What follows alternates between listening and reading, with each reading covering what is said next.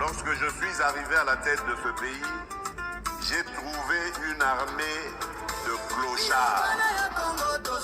En 2019, Chilombo nous dit qu'il avait trouvé une armée structurée.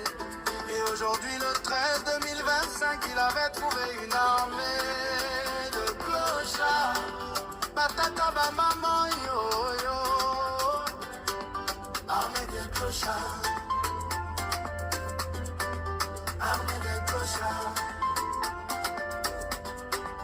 Armée de clochards. Yo yo yo yo yo Kasongo Wanje.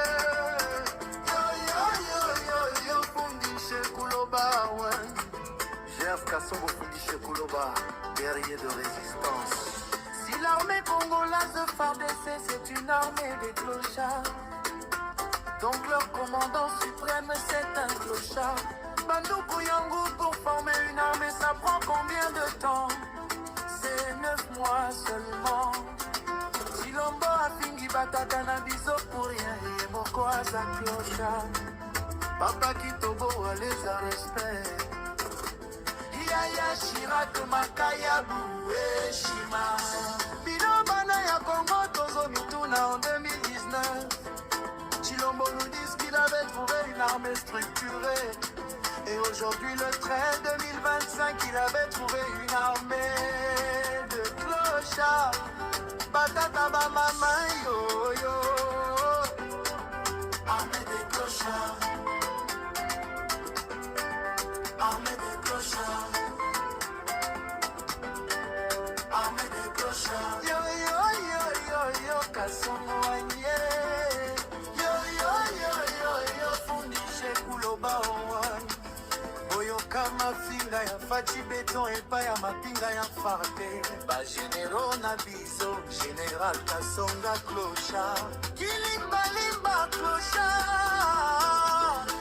Kantu Israël clochard. Lycée Likulia auditeur clochard. Général Tango Fort clochard. Louboyanka Chama clochard. Constantima clochard. Ekeli clochard. Abouli clochard. Kanyama clochard. Masinzu Kabikiriza Kabi clochard, Chivewe clochard, quelqu'un qui n'a même pas fait l'armée. Aujourd'hui il insulte nos généraux des clochards. Losako na baimboka bisika nyonso bobelemi. Tochaka loyembo oyo po ezali meilleure chanson de l'année 2025. Lelo mosali na Nzambe prophète MB Élysée, prophète messager, toza samedi le 20 décembre. Na pesi Nzambe merci abateli yo abatelinga abateli bisonyos. Peuple congolais, lolenge na ebisaka bino l'église, je suis l'église au milieu du village, ni pour les uns ni pour les autres. Je suis défenseur et à peuple. Nazo bunda pona kimia ezala na peuple, patrie na biso ezala na kimia, ezala na kimia te. Yango na yaka na ebisa bino bosolo. Pour pouvoir ya ndeko na biso fachi, evandi na kati ya mensonge, pe na kati na manipulation. Bazo ela bino makambo mingi ya lokuta. Pe mboka na biso, surtout les présidents africains, Kolongo la président ya Burkina Faso, ya Mali, le roi ya Maroc, na président Afrique du Sud, ba président so batikali na Afrique baza dicté par au baza na colonie française par la France et les autres par le président américain. Ezali Passi. Donc ils sont là comme ba étiquette ba président africain ezala Paul Kagame. Ezala Fachi, comment vous pouvez imaginer un homme de 92 ans? Il y a des vidéos, je ne peux pas balancer ça. Président du Cameroun, Paul Biya, a perdre la faculté Moussoussou. Mikil n'a pas un homme de vieillard. Mais les Français va le dire Vandawana. Idriss Déby a Ipsaka Bisso, président Tika Bisso, a Ipsaka Bissoni. Na lingi na ngala longo ba français ba bi vanda wana nazo boya ba lingi vanda wana ba français ba bomier. Donc jusqu'aujourd'hui indépendance tozwa eza ya pasi pe mawa na bengi yango néocolonialisme bacoloniser lisusu bakonzi na biso président moko te akobeta tolo na Afrique au moins président Ramaphosa po yaza na BRICS bafrançais na baaméricain bako obligé ete ni même les rois du Maroc. Je vous ai donné l'exemple hier. Moi je parle avec éléments, avec évidence. Mobutu abimi Congo, Guado, Kinshasa, Guada kena akiti na aéroport kuna na Togo na Lomé. Tolanda ki biso nyonso témoignage ya mama Bobila Dawe esika azali losako mama. Première dame losako na tango na yo. Losako, merci mama. Tolanda ki edema babengi na France koyamba ete. Président bengi partout baboyi. Roi Maroc alobi yaka. Balobi ne koyamba eta bina koyamba ye. Enterrement ya papa maréchal Mobutu ba pekisi na ba pays nyonso ya Europe baona bango bayokana ba président Afrique pays moko te Afrique apesa visa ya Maroc on bakunda ki papa avec une équipe restreinte. Nos présidents sont dictés, ne dirigent pas. Lelo na yaka na makambo ya sika bolanda bino moko na bokebi o balingi Congo bino bovani na népotisme na tribalisme na kati ya fanatisme bino te mais ekokota bino na conscience bomona ke notre frère président de la République azoko sabino oui président Félix azoko sa peuple pe alingi peuple te je vais vous le démontrer fief na yembujimai na lakisaki bino ba trafika bazoli manga lelo na kolakisa bino mai eza na mbujimai te 2 mois siko batongi université ba toilette na ngo za ndenge nini peza eza immeuble ba laboratoire na bango lotiliki na mbujimai eza te eza mawa oya bino surtout ba pasteur obozo lécher sapata ya fachi soki azate soki kozana nani une question impertinente au Congolais bazolo soki azate kozala nani et loko zo pesa nzambe kanda et Dieu l'a rejeté donc vous prenez Fachi bo commission na pesa nzambe soki azate kozala nani yo ebe ke Fachi aux chef de l'état Dieu ebe ke za papa et Tianti Sekedi. Pourquoi vous raisonnez nzamba limbisa bino tolanda peuple congolais prophète messager imbialisé défenseur ya patrie défenseur ya peuple nazo bunda la parti politique te nazo bunda la mutu te nazo bunda pona mboka na lolo bino ba vérité ya mboka ba décision ya Fachi eza pona bino eza pona communauté internationale te bazo kosa bino na IDPS bazo kosa bino mawatro même Mubenga Honoré Kabongo Roseline Mbombo la manipulatrice ya famille Tshisekedi bazo kosa bino toyo kalika monene. Congo Réveil Info, la vérité. Abonnez-vous. Prenez place vers l'avenir. Makambo minene yangoyo bolanda na bokebi. Voilà. Bonjour à tous. Aujourd'hui, nous allons aborder un sujet extrêmement sensible et rarement expliqué avec franchise. Ce que les États-Unis gagnent réellement dans les accords conclus entre le président Félix Tshisekedi et Paul Kagame. Beaucoup pensent qu'il s'agit d'un accord de paix, d'un compromis africain ou d'une tentative de stabilisation régionale. Mais derrière ces mots rassurants se cache une réalité stratégique beaucoup plus profonde, que le monde, et en particulier la majorité des Congolais, ignorent totalement. C'est pourquoi Jérôme Nitou et moi-même allons vous présenter une analyse très approfondie, fondée sur nos investigations. En tant que Congolais, nous avons le devoir de dire la vérité et d'informer tous nos compatriotes de ce qui se passe réellement et de ce qui se discute dans les coulisses diplomatiques. La première vérité, c'est que les États-Unis cherchent avant tout à sécuriser les minerais stratégiques de la République démocratique du Congo. Nous parlons ici du cobalt, du cuivre, du coltan, du lithium et d'autres ressources essentielles pour les batteries électriques, l'industrie militaire, les satellites, les smartphones, l'intelligence artificielle et toute la technologie du futur.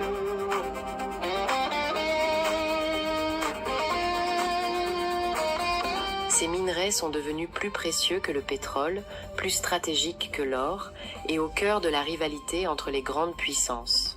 Les États-Unis ne peuvent absolument pas se permettre que la Chine domine cet approvisionnement. Et comme une grande partie de ces minerais sort de la RDC en passant par le Rwanda, Washington veut stabiliser le corridor Kigali-Goma pour maintenir un flux continu contrôlé par des alliés. L'accord entre Tshisekedi et Kagame est donc, avant tout, un outil pour verrouiller les intérêts miniers américains.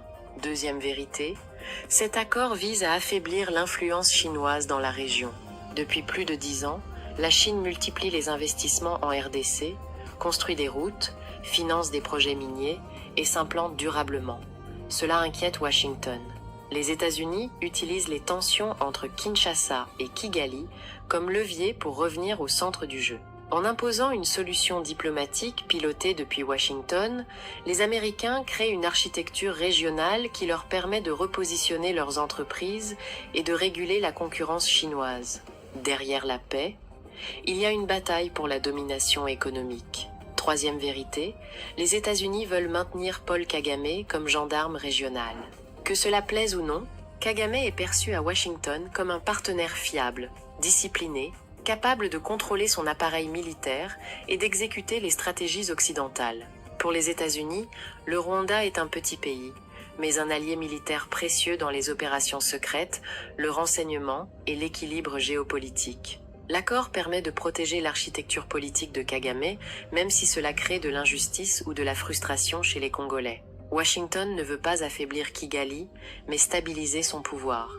Quatrième vérité, cet accord empêche l'entrée de la Russie, du groupe Wagner et des BRICS dans la région. Les États-Unis savent très bien que l'Est de la RDC est une porte ouverte à toutes les puissances en quête d'influence. Si le conflit explose, la Russie pourrait s'y engouffrer, proposant assistance militaire, mercenaires et contrats miniers. L'accord permet donc à Washington d'éviter une guerre régionale qui ouvrirait la voie aux concurrents stratégiques. La paix devient un outil pour barrer la route aux adversaires géopolitiques. Cinquième vérité, cet accord permet aux États-Unis d'obtenir une présence de renseignement discrète dans l'est du Congo. Ils n'ont pas besoin d'installer une base militaire officielle. Ils utilisent la médiation, les experts, les observateurs et les mécanismes diplomatiques pour accéder aux informations clés. Dans la géopolitique moderne, ce n'est pas celui qui occupe le territoire qui domine, mais celui qui contrôle l'information. Et à travers cet accord, Washington sécurise des canaux de renseignement précieux sur les activités militaires, les groupes armés, les flux miniers et les acteurs régionaux. La vérité, c'est que cet accord n'est pas un accord africain. Ce n'est pas un accord conçu pour régler les problèmes des Congolais. C'est une pièce dans une stratégie globale qui dépasse de loin nos frontières. Les États-Unis cherchent à sécuriser leurs intérêts économiques, à renforcer leur influence stratégique et à contrôler la dynamique régionale dans l'un des territoires les plus sensibles du monde. Et tant que les Congolais ne comprendront pas la véritable logique de ces accords, ils resteront spectateurs d'un jeu qui se joue au-dessus d'eux. Voilà ce que beaucoup ignorent encore. Merci Esther. Maintenant, entrons dans la partie la plus dure de cette analyse. La plus dure de cette analyse. Ce que les États-Unis gagnent réellement dans ces accords ne se limite pas aux minerais ou à la diplomatie. Washington est en train de redessiner la carte géopolitique de l'Afrique centrale. Et le Congo, qu'on le veuille ou non, se retrouve au centre d'une compétition mondiale dont il ne maîtrise ni les règles, ni les objectifs, ni les coulisses. Le premier point essentiel, c'est que les États-Unis considèrent la RDC non pas comme un État souverain capable de gérer seul ses ressources, mais comme un territoire stratégique indispensable pour leur sécurité économique. Dans leur logique, le Congo est une réserve mondiale de minerais critiques, donc Washington cherche à contrôler, même indirectement, la manière dont ces ressources sont extraites, transportées, taxées et exportées.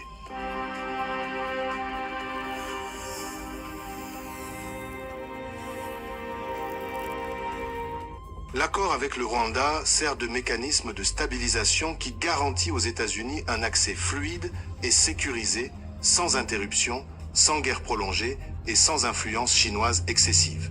Deuxième point, Kagame est indispensable pour les États-Unis. Pour Washington, il vaut mieux un allié petit mais discipliné qu'un grand pays instable. Kagame représente la continuité, le contrôle, l'efficacité militaire et la loyauté stratégique. Même si sa politique dérange en Afrique, même si son implication dans l'Est de la RDC suscite colère et condamnation, les États-Unis ne le lâcheront pas. L'accord sert à maintenir Kagame dans un rôle structurant. La paix n'est qu'un prétexte pour conserver un pivot stratégique qui exécute les agendas américains dans la région. Troisième point, les États-Unis préparent l'entrée massive de leurs multinationales dans les mines congolaises.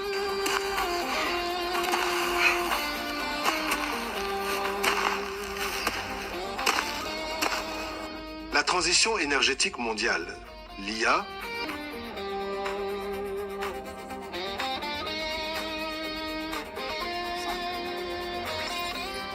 les véhicules électriques, les technologies militaires, tout cela dépend désormais du cobalt, du cuivre et du lithium.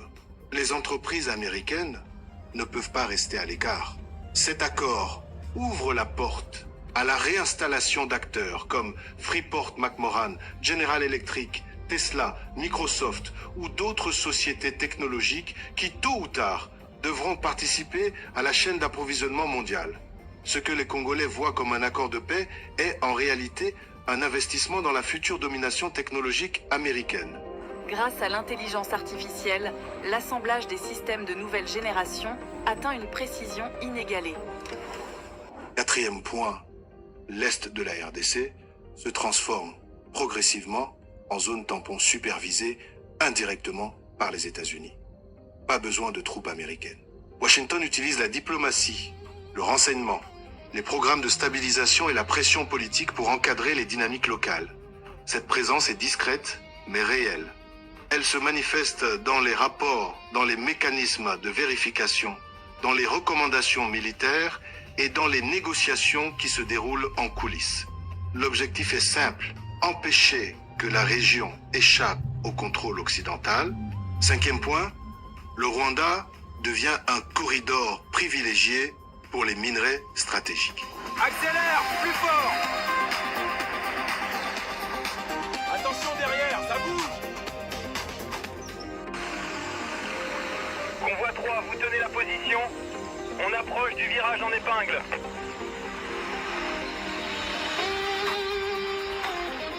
Cela peut choquer, mais dans la logique américaine, un flux minier contrôlé par Kigali est plus fiable qu'un flux géré par Kinshasa. Cela veut dire que certaines routes, certains postes douaniers et parfois même certaines décisions économiques seront influencés par cette architecture. C'est une manière indirecte de superviser la sortie des minerais congolais vers les industries occidentales. En résumé, cet accord n'a pas été conçu pour servir les intérêts des Congolais. Il a été conçu pour servir les intérêts des États-Unis dans une compétition mondiale qui oppose les grandes puissances autour des ressources stratégiques. Ce qu'il faut retenir, c'est que la paix n'est pas le but final. Le véritable objectif, c'est la maîtrise de l'avenir technologique, énergétique et géopolitique. Et dans ce jeu-là, le Congo est au centre, mais il ne tient pas le stylo. Voilà la réalité dure que la majorité des Congolais ignorent encore. Mais ils doivent savoir cette vérité, que nos médias locaux ne diront jamais. Merci de nous avoir suivis et n'oubliez pas de partager au maximum cette émission. Au revoir.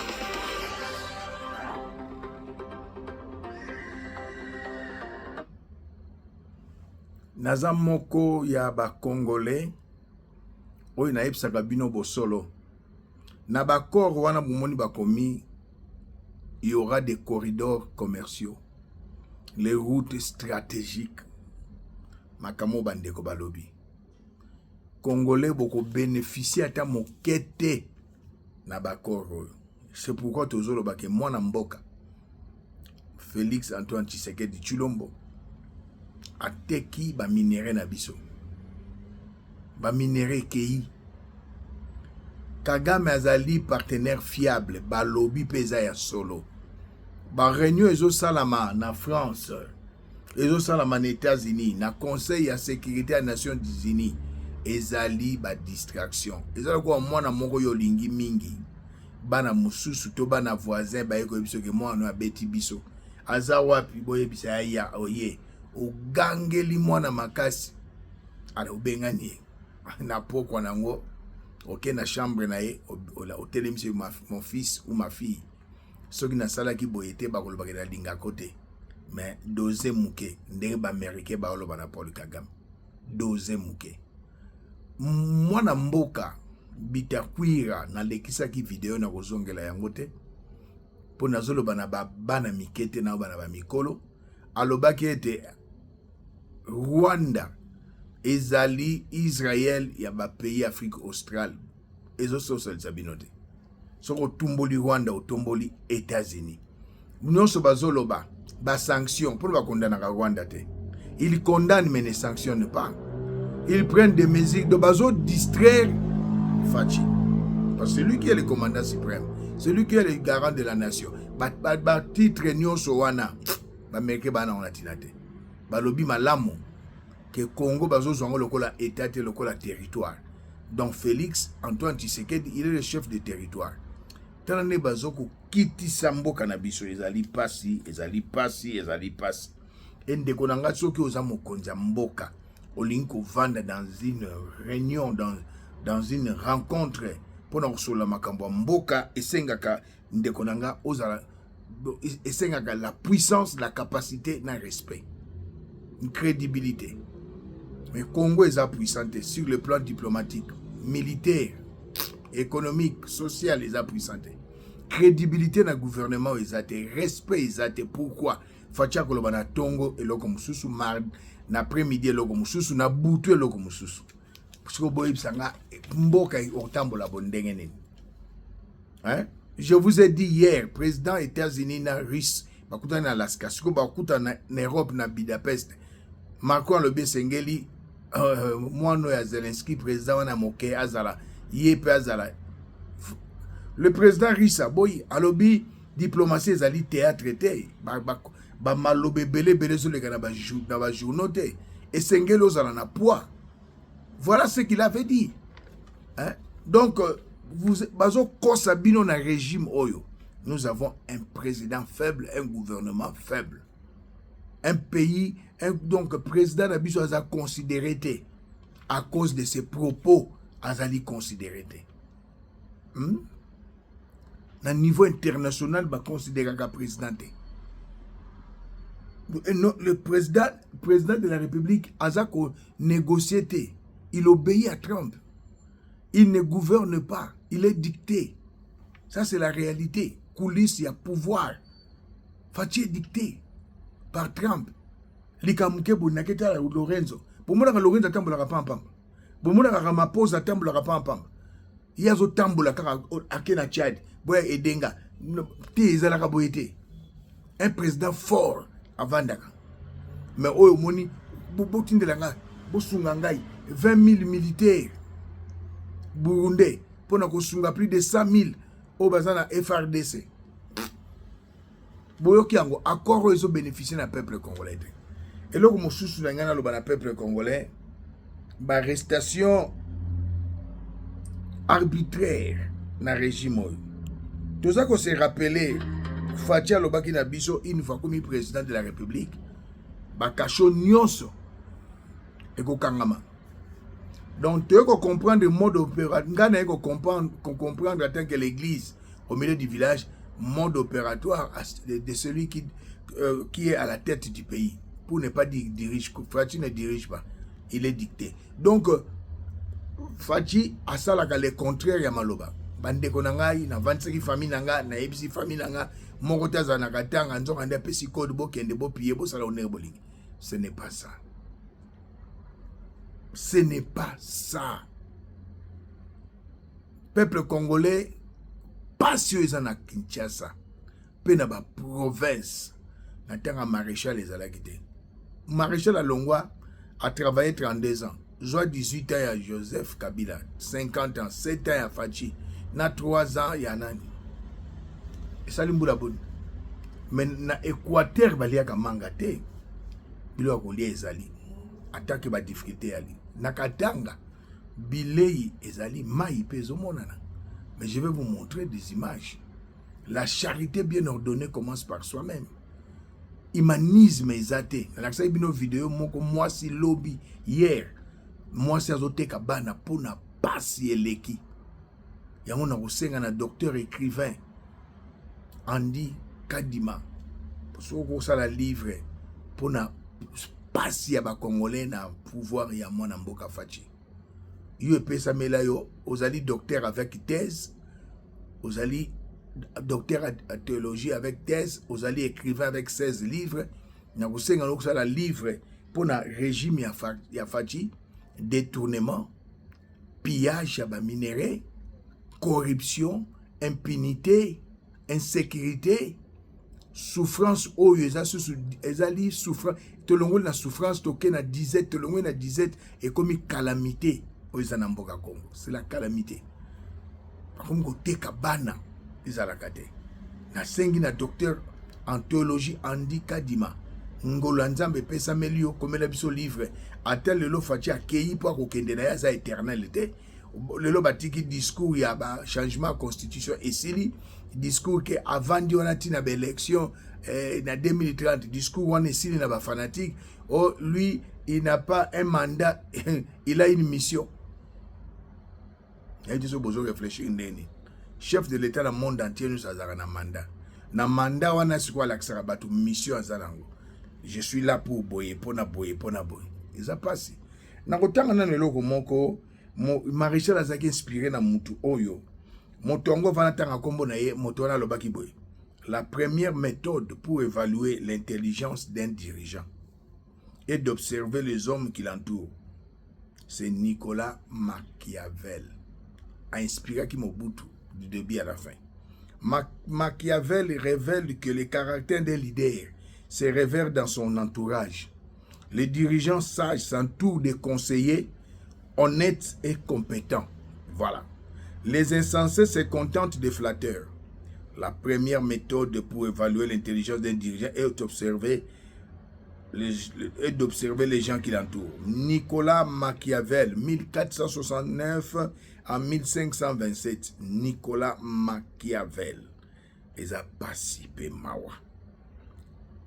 Donc, un ministre et à défense, il n'est même pas infirmier, brancardier.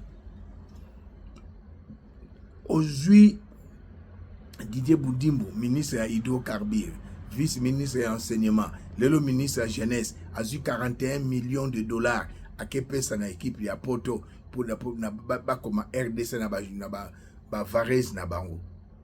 Moto atangate, asalate. C'est vraiment regrettable. Bazali Belé, vice-ministre Affaires étrangères, la jeune fille là, asalate atanga classe ni.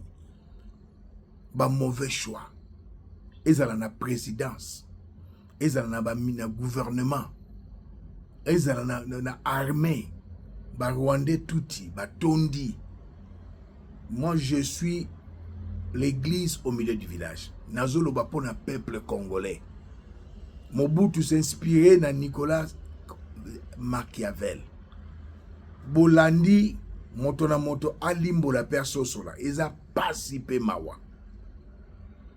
Bazu Congo lokola territoire. Bakor wana etoko bénéficier na yango te. Botala na bakor corridors commerciaux, routes stratégiques, ba minéraux ba robima na Rwanda atabino moko. Avant même tout comme à niveau yo, il y avait une mine, plutôt une usine. Il y a exploitation ya or na Rwanda, c'est le Fachi. Fachi a cru que ceux qui l'appellent si bango ba minéraux qui mi kokota. C'est pourquoi je vous ai toujours dit, la vérité blesse, mais elle finit par triompher. Fachi est le fils d'un homme d'État et d'un homme politique, Etienne Tshisekedi Wamulumba. Mais Fachi exerce une fonction politique, président de la République. Mais Fachi n'est pas un politicien. Pour Kousma Kambo na lekina la kisibino, ayebi angote. Ayebi angote. eza pasi pe mawa na bilanda landa bien bozolanda mwana mboka toluka solution. Un peuple se libère. Dans un article 5 de la Constitution, le peuple est souverain, mais bazui ba marabout. Ça c'est une information. Il y a Onazo Sabino, il y a solo bazui ba marabout. Mawa. Naba lieu stratégique, naba carrefour.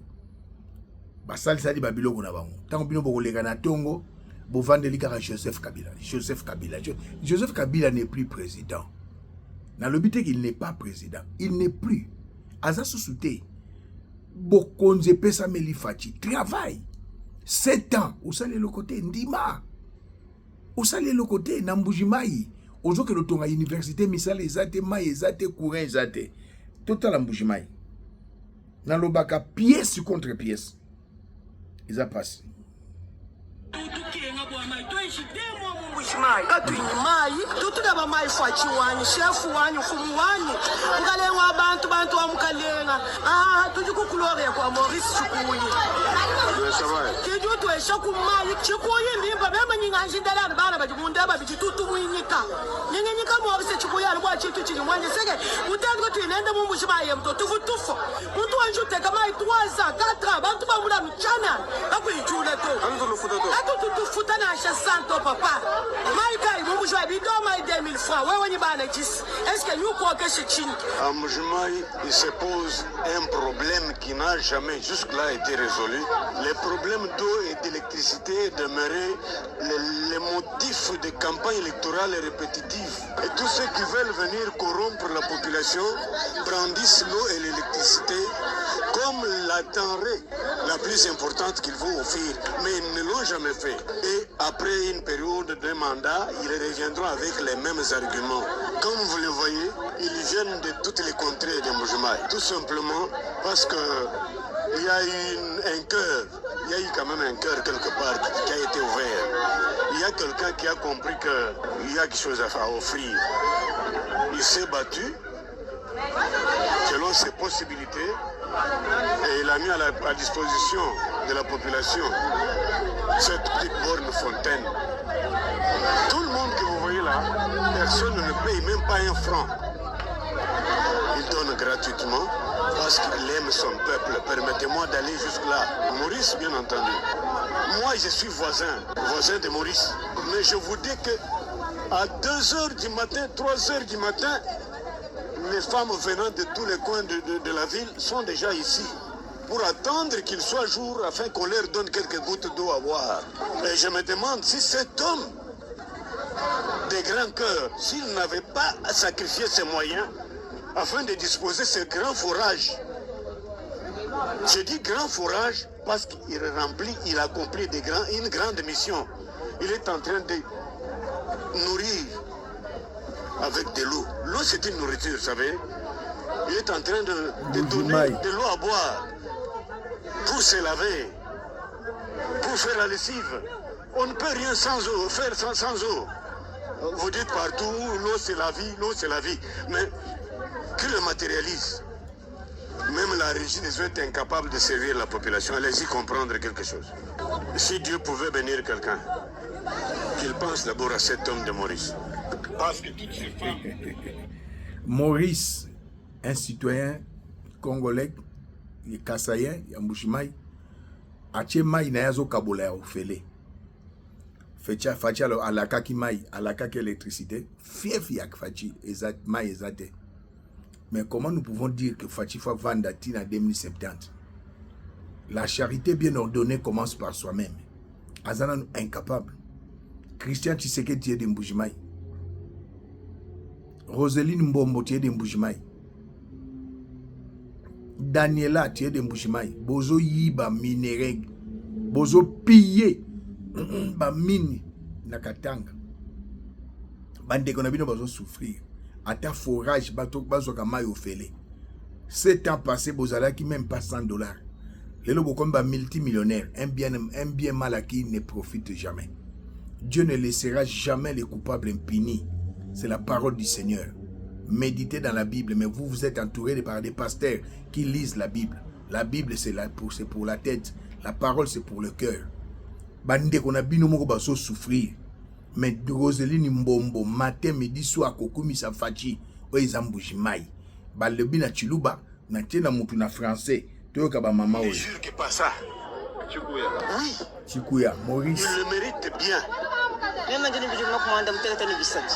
Mulenda makumya atano ni biju wandu mwina imatuku jiku na sambo mbuku chikapa. Mayi mu milonde yasi ya hambele mikama mayi ajana mwa papa Chikuya. Chikuya kwa hata kumufufu wali tunana mayi. Chikuya kena muntu mubito. Tete jibabu wala bilamba tuliku mabiyogu mwaba wa wanji musombera kwa kungela mu mayi amuku di Chikuya. Chikuya watu tete buba muto munyima kuli bantu badunga nyilenda. Mumbushi mayi nukutufuma wala bantu bayaga lenge. Chikuya Zambia mubenesha. Pour na bango mutakoza président za Maurice. Ba Roseline Mbombo famille a Papa Tchenti Sekedi bozo yiba ba minéraux na Katanga. Ba autochtone bazo souffrir. Mais na Mbujima ipana bino. Bo vanda na poto mais bo s'adapter te. Lelo soki fatia le bi exemple do fait na ye Roseline Mbombo. Ou bien plutôt nani c'est monsieur comment il s'appelle Christian. Ah, asa politicien. Aucun fils d'Etienne Tshisekedi aibi politique. Et bandi na fachi bango nyos aibi na bango politique. Toi qui a une définition moko simple. C'est l'art de gérer la politique. Fachi de gérer. Tout est dicté. Talana na mbujima bazana niveau à boy. Balo l'eau c'est la vie. To longwe, to est na mbujima. Mawa. Mbujima. Tokubetelo maboko nini? Ebino nojo munyinya nyinchinganyi. Mangaya. Nzale. Mangaya nojo wachi. Nzala. Mana kaya nani. Papa wesi ntumone webutu sumba jama. Jama papa. Kajama ngaya wasuminya ina ngwa moyo wa wanyi ngwachi. Wipo kwa kulomai kulala. Kulomai kulala. Wipo kwa mwane tukibuduwe. Kafika yuija mayai. Ndunga. Tilomu kwekwe pabu. Ça fait très mal comme on a ba vidéo à boyer. Ba pasteur vous encouragez. Ndeko na biso asane musalate. La charité bien ordonnée commence par soi-même. Même na Katanga, après 18 ans, Joseph Kabila ba passe à boyeza na Katanga te. Ezate et kozala kapete. Même n'Équateur, batu balia manga pour bloquer koli ezate. Mais non. Faut pas encourager le mal. Notre président ne fait rien. Il ne gouverne pas, il est dicté. Faut tout le baba image on active le moment. Il ne négocie pas, il obéit. Donc c'est vraiment triste de Babilo Kaboy. Bolandi vidéo balobi qui est partenaire fiable américain. C'est Paul Kagame. Te bako kangaye, bako salaboye, M23 boye na boye. Tout ça ils ont malo babazo distraire Fachi. Pour baser baebi que Aza un président faible. Ayebi politique té, mais c'est un fils d'un politicien. C'est clair. Bonda lo balabino la munoko nini. Là tout à l'heure sur ba image mususu mawa. Tani bazo pour ma photo à Fachi. Il est vivant hein? Et président de la République. Hatari, hauna shwa moshere. Bomola photo à Fachi. Monument Fachi. Sheria, bomola tumtango. Sheria iko nguvu sana. Il est président. La signe ya fin. Ni hatari sana. Washefu wanasema tukibomole. Fachi est vivant, monument ne bazo bukamo. Et il est vivant. Boy bakosala ba lecture ya signe ya temps. Pouvoir à Fachi est en terminus. Peuple congolais tout s'organiser tout est banani. Mais ba envoûté bino. Le peuple est envoûté. Naba pasteur envoûté. Oebi il y a 2020 à 2025, je suis un homme qui réfléchit. Le Seigneur a dit dans sa parole, le livre des Proverbes, je suis la réflexion. Moi, j'ai réfléchi. Bota là-bas, pasteur, mi ba komo kufa na cher. Atei karabu na cher akei. Akei. Ba pasteur mi ba komi karabu muke AVC. Muke AVC. Mais pourquoi cela ne se passe pas au Nigeria?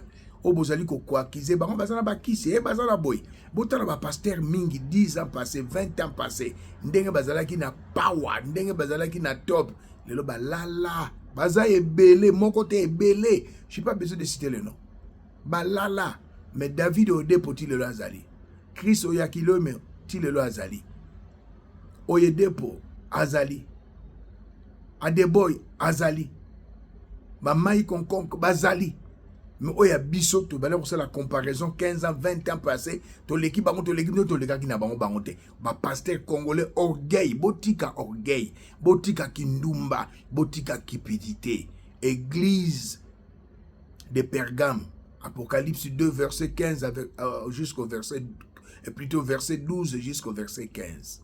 Je suis désolé. Siège du diable, église des réveils. C'est pourquoi Nabaninga Naza leader, il y a confession religieuse, église de Jésus-Christ. Tous en église, naturellement, vous en église de réveil. Église de Jésus-Christ, dont je suis le représentant légal. Il y a solo na autorité, mami kolekoya. Pour ba autorité, ba sous na pouvoir. Qu'on ne vous trompe pas. Que Roseline Mbombo, HK, na on pour nazo tanga batumisa pour ba onde bazali ko manipuler peuple. Kokosa peuple, lobe kozala boy, na la kisibino vidéo, tala banalise, politique, banger politique, diplomatie, coulisses, il y a pouvoir. Est-ce qu'on peut aujourd'hui dire que intégrité territoriale, la terre à Mobutu, la province est là qui 9,11, la terre à Joseph 11,26, ti Joseph à Longwe, pouvoir. Pour province Mogekeite, ba koti na Goma bazongi. Mais lelo des provinces ekei. Et intégrité territoriale ekolo boma lelo te. Ba deux provinces ezate. Souveraineté de l'État ezalité. Bazoko dicté à Fachi. Mais c'est pas possible. Et nous devons nous prendre en charge. Nous devons libérer notre pays. Pour si Fachi était un politicien, alinga qui ne vers ba russe, pas vers les Américains. Mais l'autre, est-ce qu'elle a même mis biso? Mais c'est pas, c'est impossible, c'est encore possible. Dans le bac, qu'il y a la papa la biso, le patrimoine mondial, Azaliwana, 95 ans, papa qui Charles Keland Oboy, Benganga Oboy, dit à le bin a rejeté. Et je demande à mon frère, ça c'est dernier, Mbela, vous êtes mon frère, vous êtes un Congolais de père et de mère. Nanga benganga ito solo la. Nana makamako biso nzamba yebisinga. Congo eza bisonyos. Bozo diaboliser Joseph oya pesa au pouvoir. Clamo bimba bakomi na mbongo. Au lieu de travailler avec Joseph et chasse ya bande quoi PPRD zo salama même na libanda mboka. J'ai des éléments d'information. Bozala prudent. Au concert, il y a Fali. Au concert, il y a Wemba. Pardon, Wemba est déjà mort. Nyoka Longo. Concert, il y a Bokendete. André Kimbuta. Et vous, les autres. Bokendete. Bandeko Baoutaki na Nairobi. Musicien, il y a Poto, il y a Afrique du Sud, Robeta, JB, Wera. Bokendete, piège Ezali. Tout ça, régime Oyo. Bazolinga ba silabino. Non, papa ban azalaka rancunier azalaka enete. Papa azalaka mutema munene, mama azalaka mutema munene. Mais régime oyo izana un moko impossible. Surtout muto mtapesio pouvoir. Muto asali ke lelo yo komi na aspect pour avant aspect zalakite. Bana nyonso Etienne Tshisekedi aspect lokola ngana zana ngoboye. Pene na zalaka na ngo plusieurs années même depuis bomwana ezalakite. Mon père n'a jamais été ministre. Mais bino papa zalaki ministre, papa zalaki na poste minene, bozalaki na exil. Il faut dire la vérité. Otali mwana Etienne Tshisekedi ozon dimate, o mwana Etienne Tshisekedi na poto pe lisusu, na mambo pe lisusu. Aspect zate. Mais bozu yango grâce à Joseph Kabila. 2019, il n'y avait pas des élections. Élections salamate. Et ça a pêché au couper sa pouvoir. Mais acharnement oyo. Le nom de Azali Wapi. Emmanuel Chadar Azali Wapi entre la vie et la mort. je vous le dis, Nassala na demi officier renseignement. Emmanuel Shadari entre la vie et la mort. Basusu baza kuna na baza plus de 18 bache bango na cellule moko kuna na na sa mabele. Na relaxa bino audio wana lobby. Mawa bakasho akangate. C'est quoi mon frère Félix? C'est quoi président de la République? C'est quoi mon fils pour la pasteur nayo? Mais c'est quoi? Tu fais le contraire na oyozoloba. Mais yebaka était tous ces pays ici-bas. C'est que l'homme aura semé, il le moissonnera. C'est bokangi bo condamné à mort.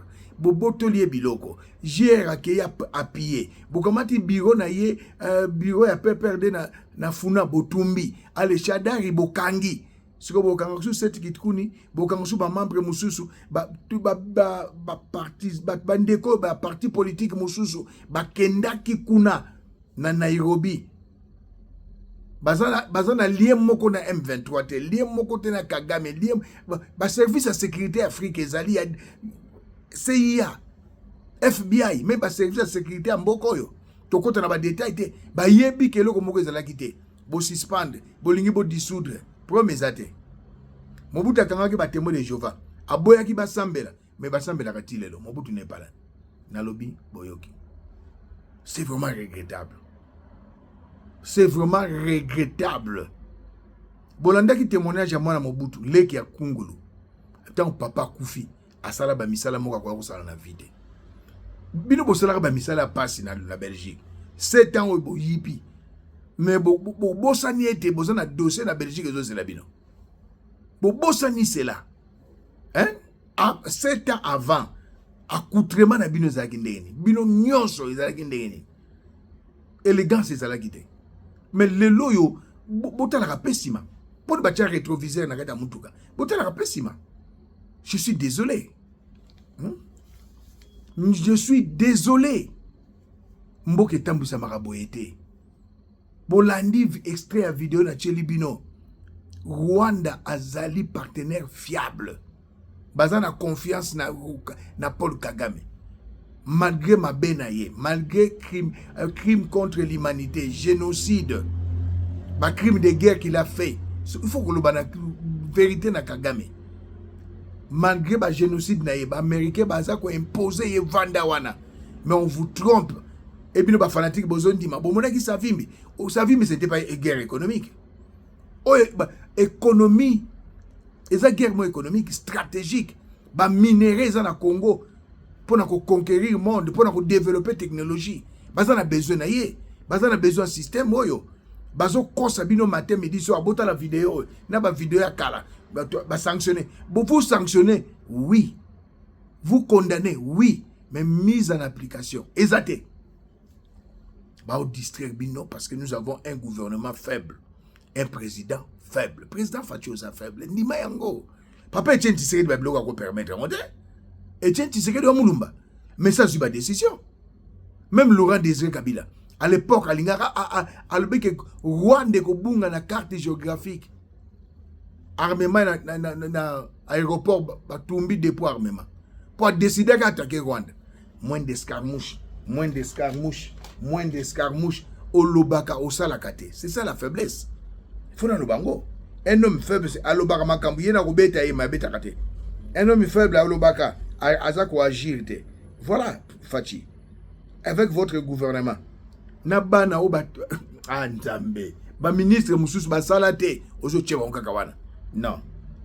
Nicolas Machiavel alobaki président baye baken entourage mais votre entourage est faible. Tout ce qui est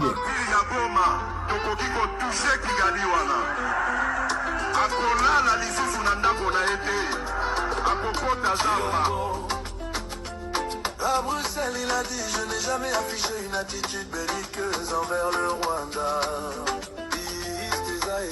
À la moindre escarmouche, Lisa Simon Kopade. À partir de Goma, Toko Kiko touché. Kigali Wana, Angola la Lissunanda Kunayele. J'ai réuni 2 chambres du Parlement, j'attaque le Rwanda. Obosani lelo masabwale. Démissionné Chilombo, démissionné Chilombo, démissionné. Après vos propos, Monsieur Chilombo à Bruxelles, tu as dit nous sommes à deux pour mettre fin au conflit. Donc tu as inscrit Washington, toi l'Union Européenne et le M-toi.